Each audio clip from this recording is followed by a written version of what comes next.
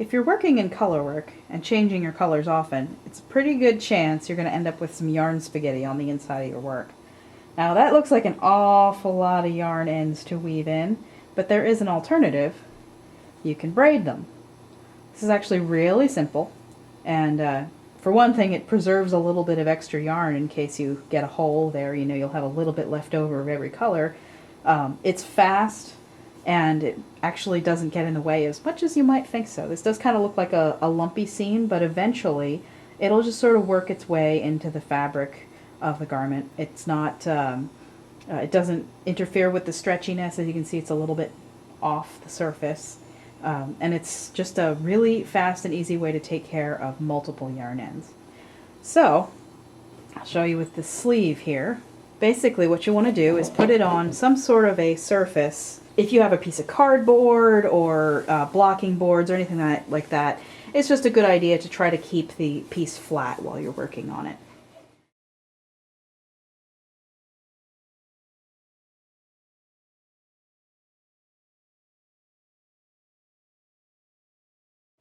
So this is a pretty basic braid, and basically what you'll be doing is, instead of cutting any of these yarn ends short, you just leave them as long as they are and pick up new ones as you come to them and kind of work them into the braid. So in a way it's kind of like a French braid, but it just looks like a regular three-part braid. So I'll start up here. It looks like I've got 4 ends, so I'll just decide that these two will be together and these two will be separate. So you just start braiding, just a very normal way. Try not to get it too tight. And as the braid works its way down to other strands of yarn hanging out there, you just sort of add them in.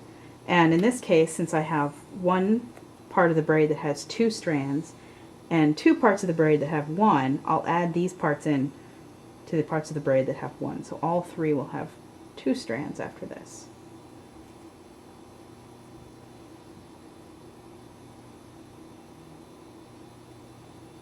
Now I'm going to add this one in here. Really, you just continue all the way down, just like that, adding in as you come to pieces, and it doesn't matter how many strands of yarn you end up having all together. You could have 5, 10, they'll just even out eventually.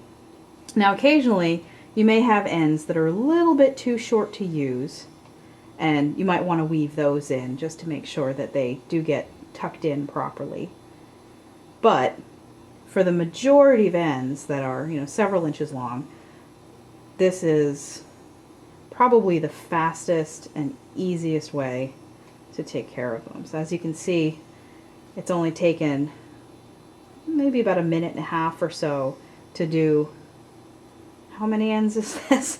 Maybe about 10 already, which is an awful lot shorter than weaving them in, even if you weave them in the easy way, which is just kind of passing the yarn over and under some of the different floats and things like that.